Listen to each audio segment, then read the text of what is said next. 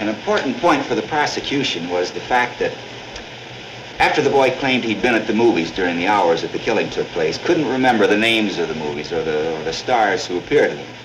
This gentleman here has brought that point in here several times. That's correct.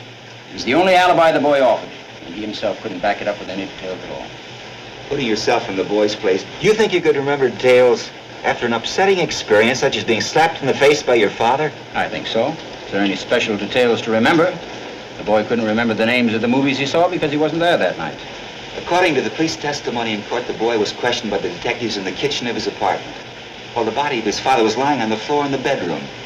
Do you think you could remember details under those circumstances? I do. Under great emotional stress? Under great emotional stress. He remembered them correctly in court. He named the pictures and the stars who played in them. Yes. His lawyer took great pains to bring that out. He had 3 months from the night of the murder to the day of the trial in which to memorize them. It's not difficult for a lawyer to find out what played at a particular theater on a particular night.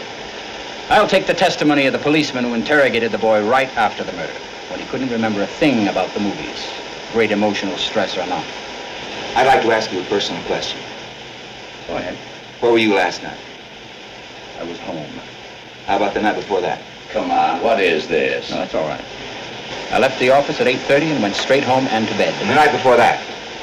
That was Tuesday night, the night of the bridge tournament. I played bridge. Monday night? When you get down on New Year's Eve, 1954, let me know, eh? Monday night, my wife and I went to the movies. What did you see? The Scarlet Circle. It is a very clever whodunit. What was the second feature? I'll tell you in a minute. The remarkable Mrs.